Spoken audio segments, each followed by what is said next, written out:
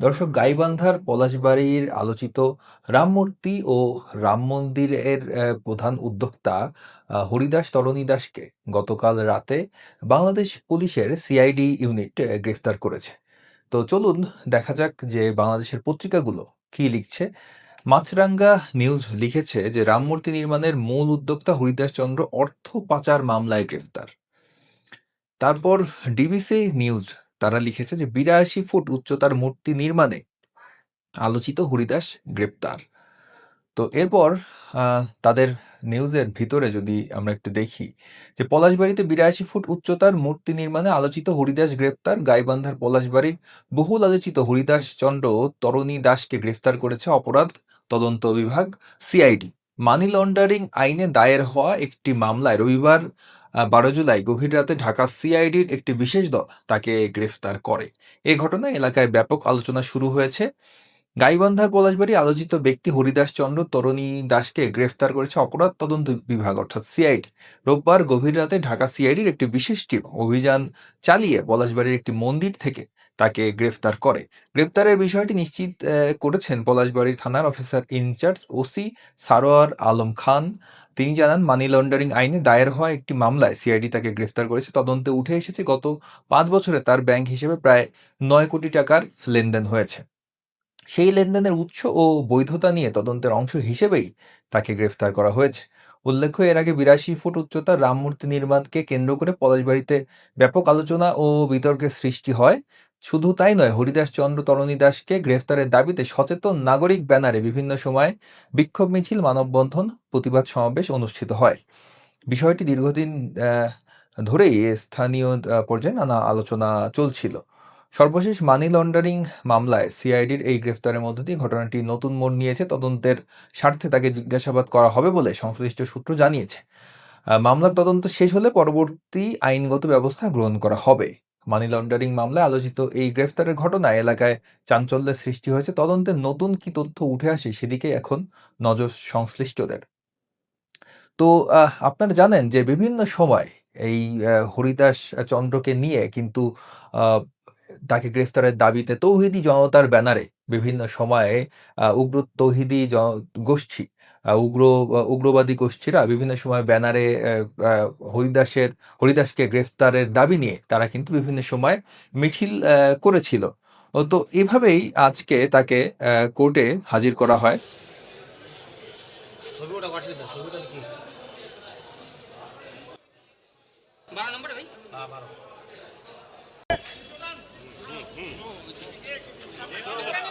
অবস্থা ওইছিল এতক্ষণ খেলা ঢেলি করেন না, ওনারা ওনার মতো ছবি উঠাক।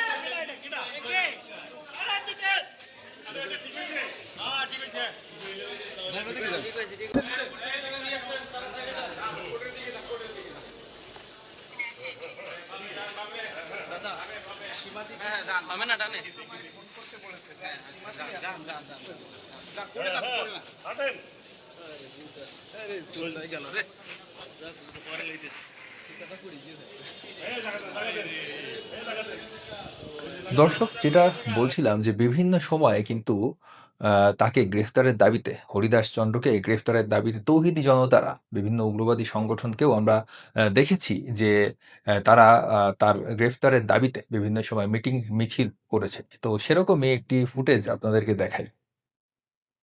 যদি মূর্তি অপসারণ না করেন, সারা বাংলার মুসলমান পলাশবাড়ি অভিমুখে আসবে। পুরো বাংলাদেশ থেকে পলাশবাড়ি অভিমুখে লং মার্চের প্রস্তুতিও নেওয়া হচ্ছে। রামচন্দ্রপুর ইউনিয়নে ৮২ ফুট বিশাল, সারা বিশ্বের মধ্যে সর্ববৃহৎ একটি মূর্তি স্থাপন করা হয়েছে। আমরা ইতিপূর্বে বারবার প্রশাসনকে লক্ষ্য করে বলেছি অতি দ্রুত এই মূর্তি অপসারণের ব্যবস্থা আপনারা করুন।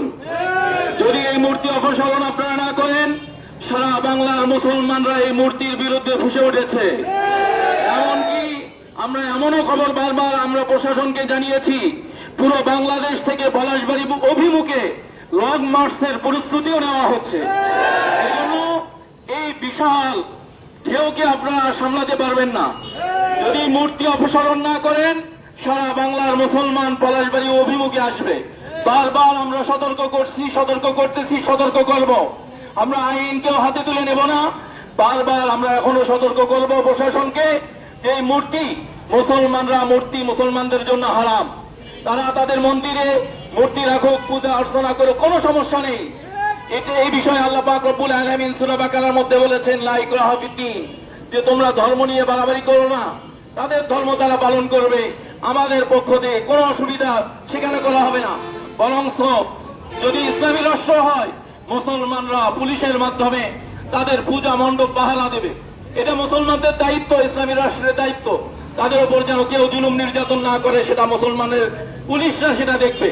কিন্তু আমাদের আপত্তি হচ্ছে খোলা আসমানের নিচে 82 ফুট 52 ফুট মূর্তি, এই সমস্ত মূর্তি সেখানে থাকতে দেওয়া হবে না। এই মূর্তিগুলো অবশ্যই সেখান থেকে অপসারণ করতে হবে। আর হরিদাস বাবু সেই মূর্তি সেখানে নির্মাণ করে মুসলমানদের মধ্যে একটা বিবাদ সৃষ্টি করে দিয়েছে। তো দর্শক দেখলেন যে বিভিন্ন উগ্রবাদী গোষ্ঠী, উগ্রবাদী তৌহিদি জনতা তারা কিন্তু বিভিন্ন সময় সরকারকে বিভিন্নভাবে চাপ প্রয়োগ করে আসছিল যে তাকে গ্রেফতারের জন্য এবং সেখান থেকে রাম মূর্তি অপসারণের জন্য। তো তারই ধারাবাহিকতায় কিনা এটা আমরা জানি না যে সরকার কি এই সব মৌলবাদীদের চাপের কাছে নতি স্বীকার করেই হরিদাস বাবুকে গ্রেফতার করেছে কিনা সেটা আমাদের কাছে স্পষ্ট নয়। এর আগে আপনারা জানেন যে চিন্ময় প্রভু এখনো কারাগারে বন্দী আছে। তো চিন্ময় কৃষ্ণ দাস তার অপরাধ কি ছিল? তাকেও কিন্তু গ্রেফতার করা হয়েছিল জাতীয় পতাকা অবমাননার অভিযোগে।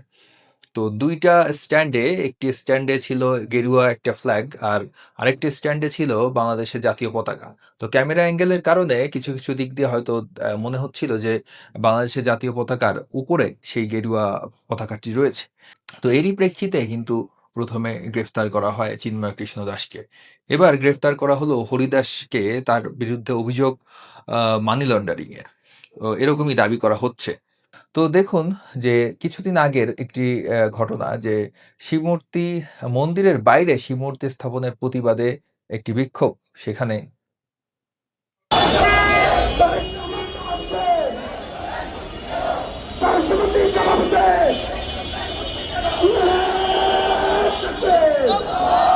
তো তারা উগ্রবাদী স্লোগানের মাধ্যমে তারা বিপুল সংখ্যক মানুষ কিন্তু সেই একই ভাবে যে রাম মূর্তি অপসারণের দাবিতে তারা বিক্ষোভ মিছিল করছিল এবং সরকারকে তারা বিভিন্নভাবে বিভিন্ন সময় হুমকি ধামকি দিয়ে আসছে যে তারা যদি এই রাম মূর্তি অপসারণ না করে বা হরিদাস বাবুকে গ্রেফতার না করে তাহলে তারা কি পরিকল্পনা তাদের আছে ভবিষ্যতে, এই ধরনের কথা কিন্তু তারা দীর্ঘদিন ধরে বলে আসছে।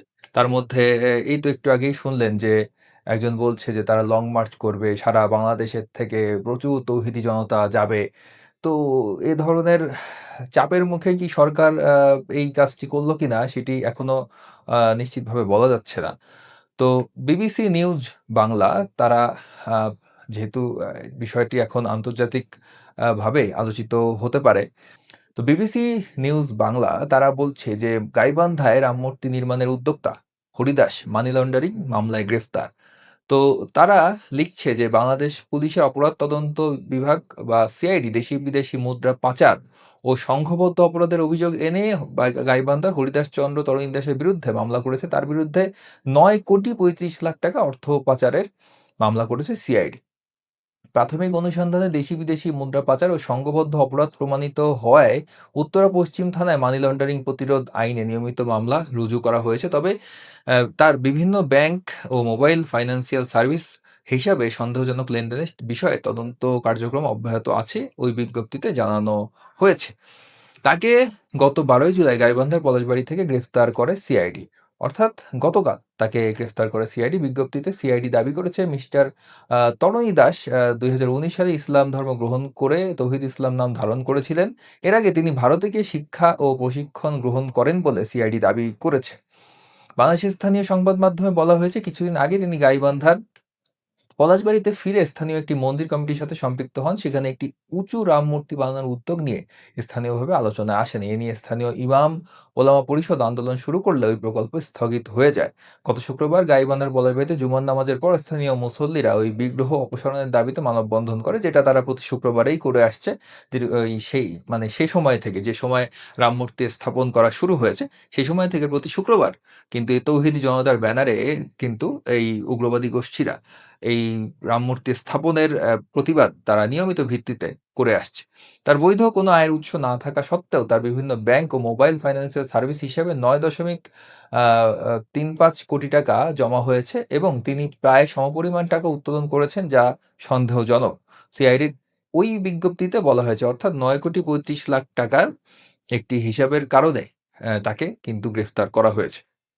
বাংলাদেশের সংবাদ সংস্থা বা বাসসের ২০২২ সালের ৮ই নভেম্বর এক প্রতিবেদনে বলা হয়েছে, এর আগে এনএসআই ও র্যাবের একটি দল মানি লন্ডারিং ও প্রধানমন্ত্রীর প্রোটোকল অফিসার পরিচয় দিয়ে প্রতারণার অভিযোগে হরিদাস চন্দ্র, তরণী দাস ওরফে তৌহিদ ইসলাম এবং ইমরান মেহেদী হাসান নামে ২ জন কে গ্রেফতার করেছিল। তো এই হচ্ছে বিষয়।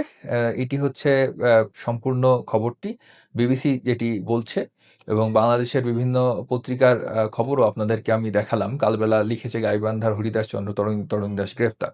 তো এই হচ্ছে আজকের খবর।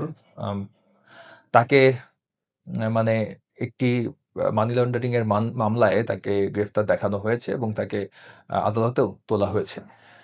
তো এই বিষয়টি আপনারা কে কেমনভাবে দেখছেন? আপনাদের মতামত আমার কাছে গুরুত্বপূর্ণ, এবং এটি কি আসলে সরকার বিভিন্ন চাপের কারণে এই কাজটি করতে বাধ্য হয়েছে? নাকি এটি পরিকল্পিতভাবে করা হয়েছে? নাকি আসলেই তার বিরুদ্ধে সত্যি কোনো অভিযোগ রয়েছে? সেটি আসলে এখনো ধোঁয়াশা আমার কাছে, এবং আপনাদের ব্যক্তিগত অভিমত আপনারা ব্যক্ত করতে পারেন কমেন্ট সেকশনে। কমেন্ট সেকশনে আপনাদের মতামত জানান আমাকে। তো ভিডিওটি কেমন লাগলো জানাবেন। ভিডিওটি ভালো লাগলে লাইক করুন, কমেন্ট করুন, শেয়ার করুন, চ্যানেলটিকে সাবস্ক্রাইব করুন। সকলকে ধন্যবাদ।